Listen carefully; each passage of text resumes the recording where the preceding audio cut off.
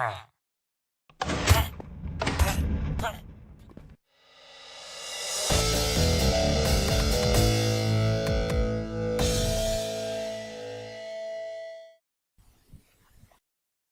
everyone, Statistisk here, and today I will be showing you a villager generator which I've come up with, which is incredibly efficient.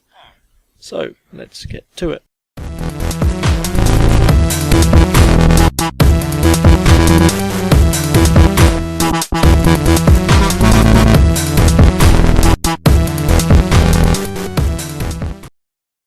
Essentially, there is a generator behind here, and then it's connected to a minecart delivery system, which brings it over here. But before I show you how it works, I'm just going to quickly tell you about the benefits of having this machine. Firstly, as you can imagine, you get a lot of emeralds from this machine. As you can see, there's about 27 stacks of emeralds here, which I've gained over about a week or so. And this machine enables me to get these emeralds all through really cheap trades, such as paper, coal, wheat and wool, a lot of which can be generated automatically using timers and hoppers, such as paper and wool using a spider spawner. These two still require a bit of work, but they're still relatively easy to get. So it's essentially great for getting emeralds. Also, great for getting diamonds and chain armor. So, villagers offer diamond trades and chain trades, which require, for example, pickaxe will be between 11 and 13 emeralds, I think. And even though that's quite expensive as a ratio between emeralds and diamonds, it's still quite cheap if you think about what you use to get the emeralds.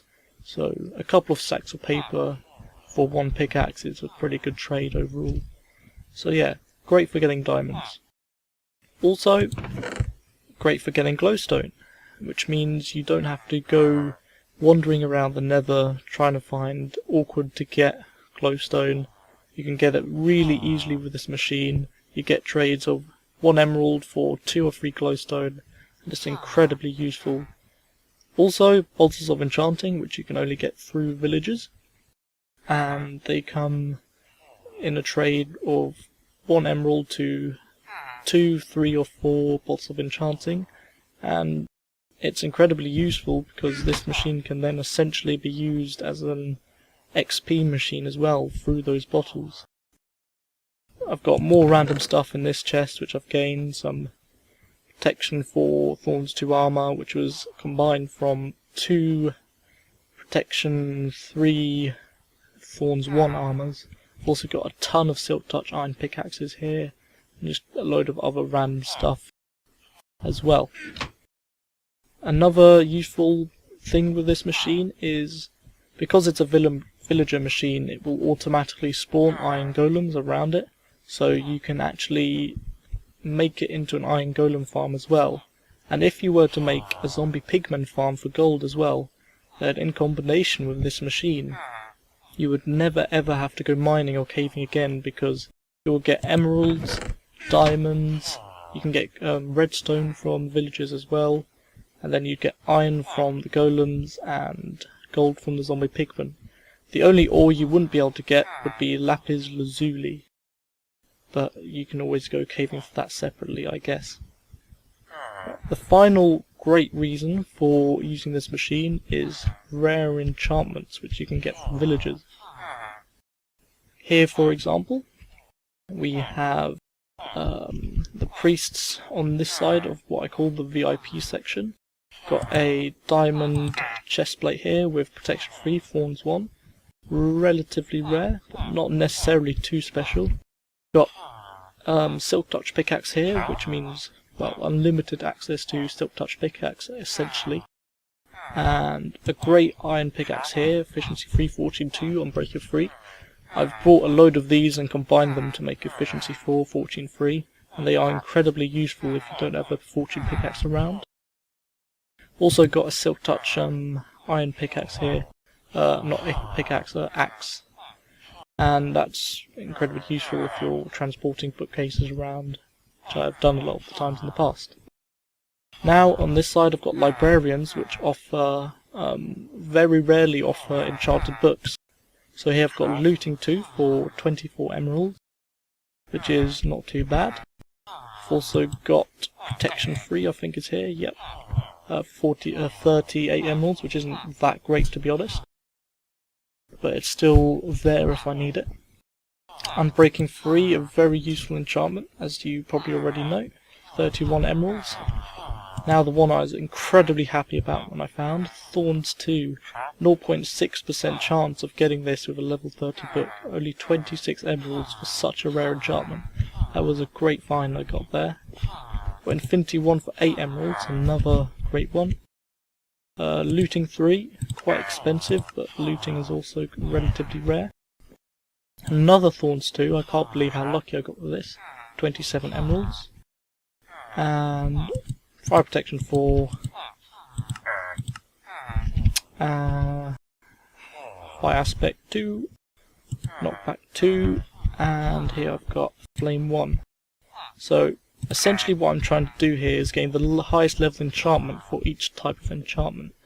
And when I do that, when I get every single possible enchantment, then I will essentially never have to enchant anything again. I can just buy them with emeralds, which are generated from this machine, and I just use an anvil to put it on, and I can get the XP from the XP bottles. So I'll never need a different XP farm for enchanting ever again. So that is one of the main reasons this machine is so useful, because you can get rare things like these villagers. Let's quickly have a look behind here then and see the machine. So essentially here's just the minecart system, which brings the villagers up to my sorting station. The actual villagers are here. You can see it's very busy in here. I cannot explain how efficient this machine is. It's just absolutely incredible. I mean, I have 5 levels underground here and 3 above ground. I think I've actually got a bit too many because the villager production rate is a bit too much, so I do actually recommend using less levels. But let's just have a look over the ground as well, where I've got the other 3 levels. And here we go. This design, see iron golems here, which you can farm. This design is actually only 6 blocks wide. I've only made it wider here to add decoration and make it fit in more with the other things in my castle.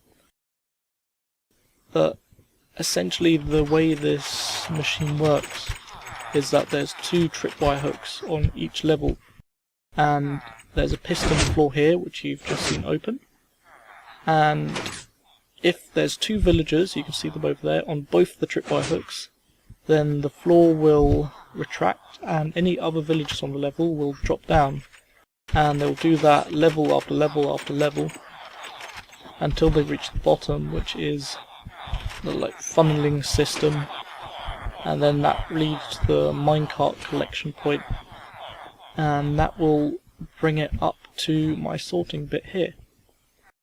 So here I've got 23 coal for 1 emerald, which is a pretty good trade. I always use charcoal because you can get it very easily from a tree farm.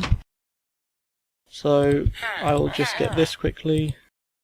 It'll allow me to get 7 emeralds before it refuses to trade again. There we go. And now he's going to do a bit of thinking.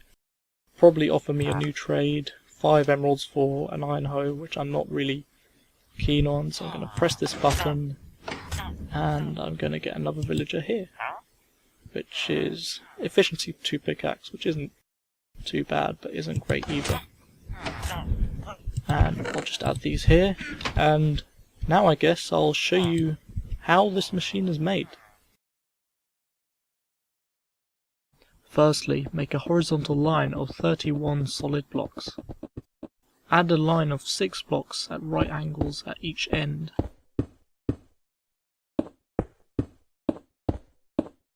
Connect those ends with 29 blocks. fill in the central 5 blocks. If you want to, add a central marker in order to make it easier to find the middle. Add 12 glass to a row, followed by 12 solid blocks and 12 solid blocks again.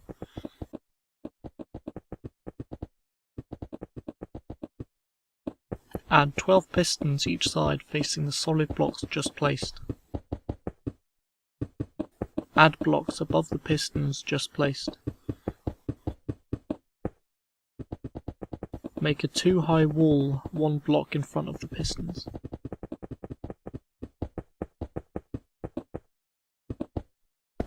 In the central 5 columns, place glass, slab, glass, slab, glass. Do this for both sides. Above the glass, place glass again, and above the slabs, place a tripwire hook. You'll have to add a wall on the other side to enable you to do this.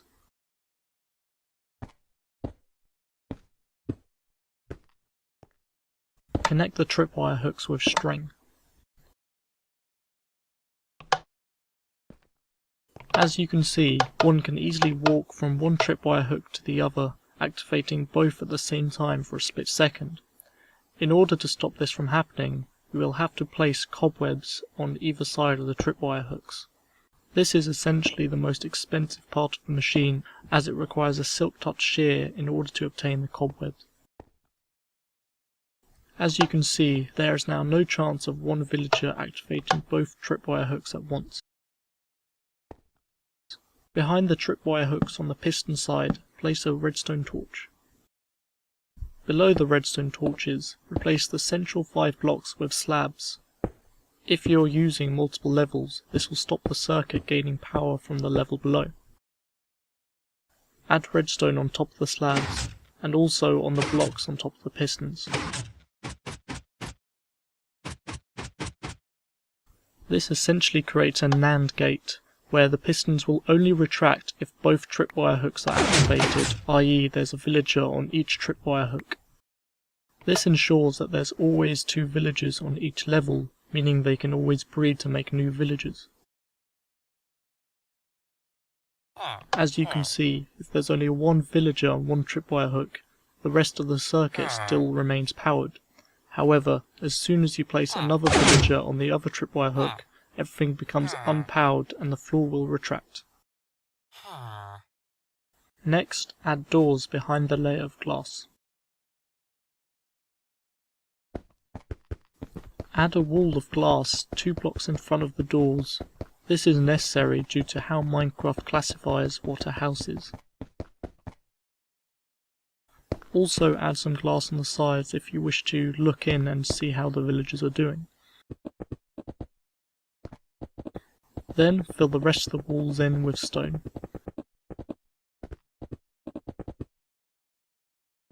Add torches on the top layer of the wall to stop hostile mobs from spawning, and add vines on the bottom layer to prevent fall damage if using multiple layers for this machine. Now install the roof, however ensure that you install a row of glass for the row in front of the door.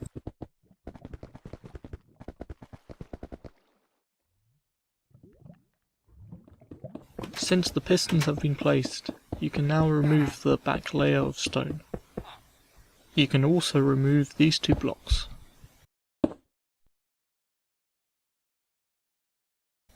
In order to add another level, extend the roof by 2 blocks and connect the ends. Now destroy these 12 blocks at either side in order to allow space for an extended piston. Now add 12 pistons on both sides. All further steps are the same as before. This machine is very linear, so the villagers will always land in the same location on the level below.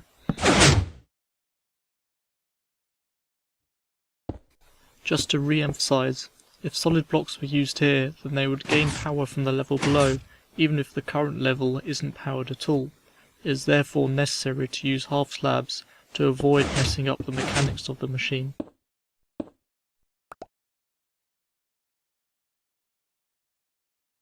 With 3 levels completed, the machine will look like this. Note that this machine design is only 6 blocks wide and therefore very compact. You can also add as many layers as you want. However, I would recommend either 5 or 6 to get a decent number of villagers per unit time.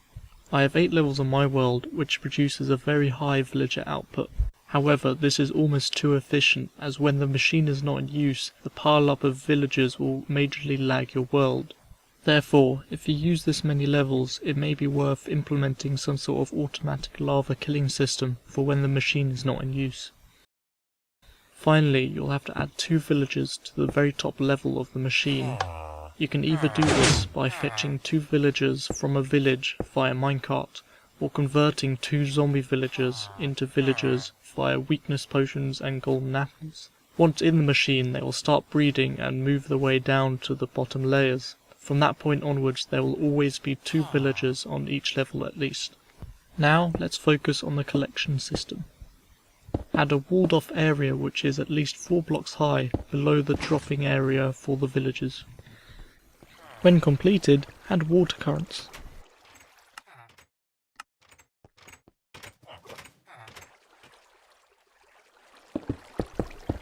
Extend the wall beyond the machine so the villagers are no longer in range of the village.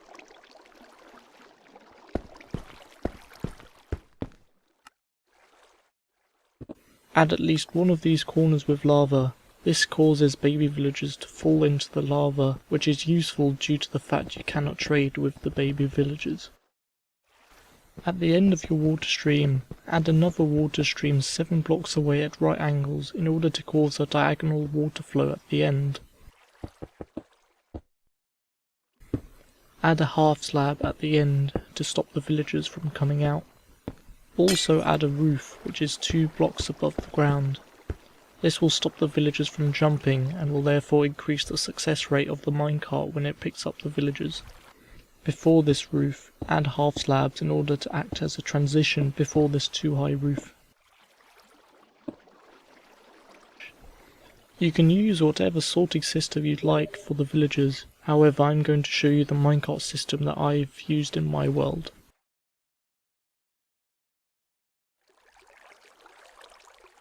In the line of the water, add a dispenser followed by powered minecart rails. Create a left turn when you reach the water, then generate a staircase which goes up and around in the following way. Most of this next bit is very self-explanatory, so now I will leave you with some music from Hopeless Hyena as you watch how the minecart system is created.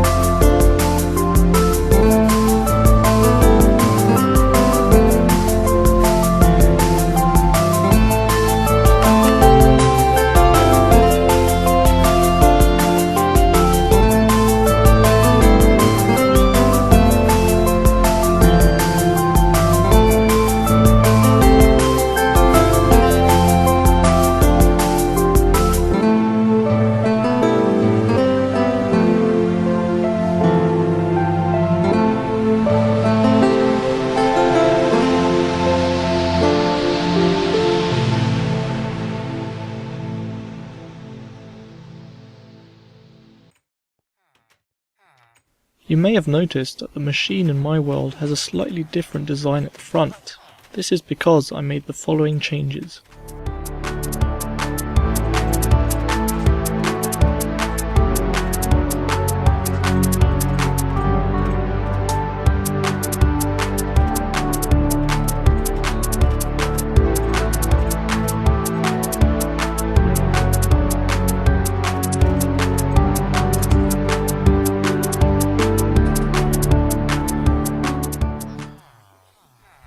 Although this design has one extra door, it was a major cause of lag in my world. This is due to the fact that once a certain number of villagers had got past the door, they would start breeding but would be unable to get out of the door again because as one opens it, another one would close it. This caused the villagers to start piling up in that one block space, and then something like this happens.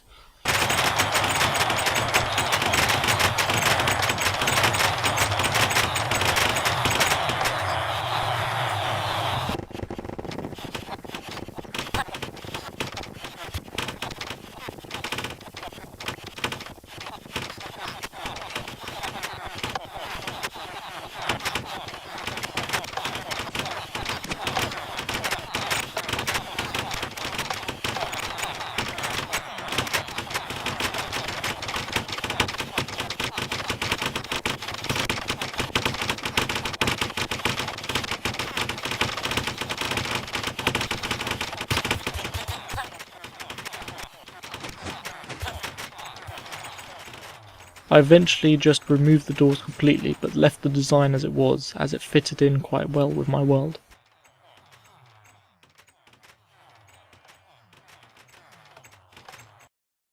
Just to finish off, I'm going to show you the basic villager mechanics, as it were, and how to get the most emeralds out of a villager.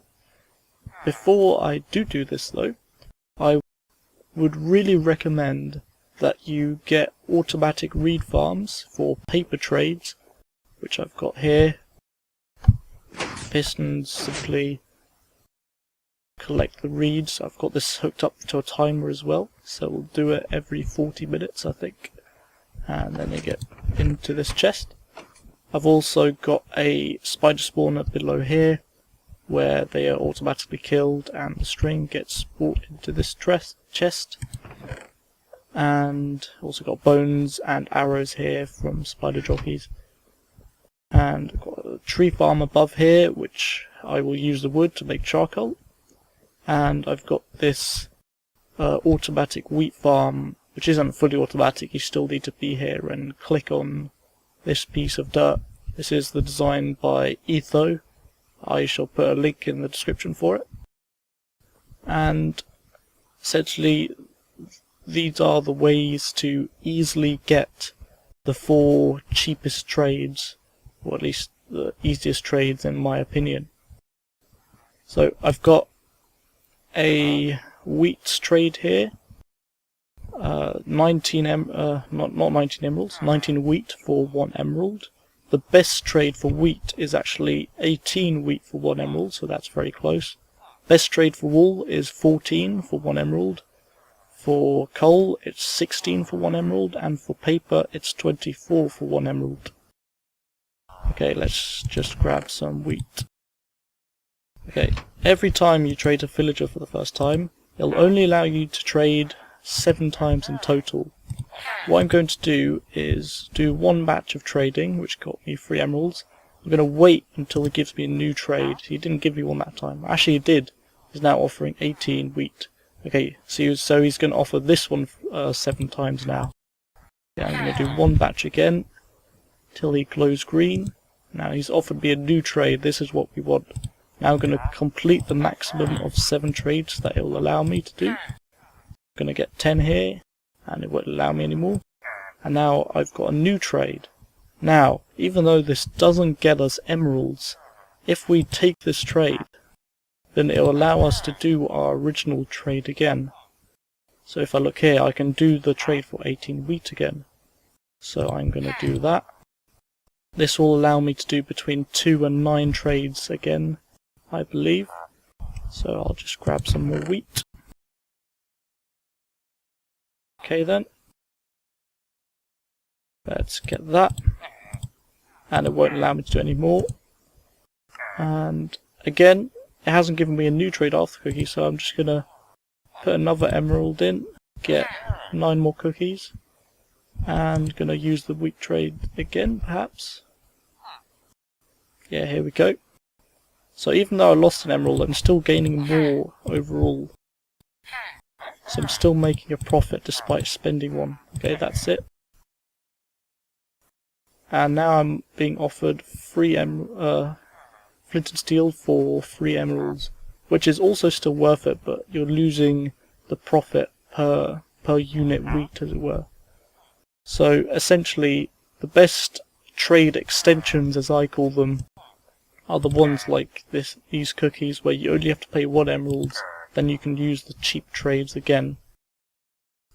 The regular villagers are the best to do this for, because they have a load of these 1 emerald trades, such as apples, melons, cookies, chickens, or cooked food in general. It's all 1 emerald for that type of batch. There's also librarians which offer written books for 1 emerald, so you actually even gain an emerald for that. The only downside is you will need a lot of leather, which will need to be harvested automatically. And essentially that is the way to get the maximum number of emeralds from 1 villager. So instead of just getting 7 from this villager, I've got a total of 17 overall, which means per villager I've got way better efficiency than the 1 trade.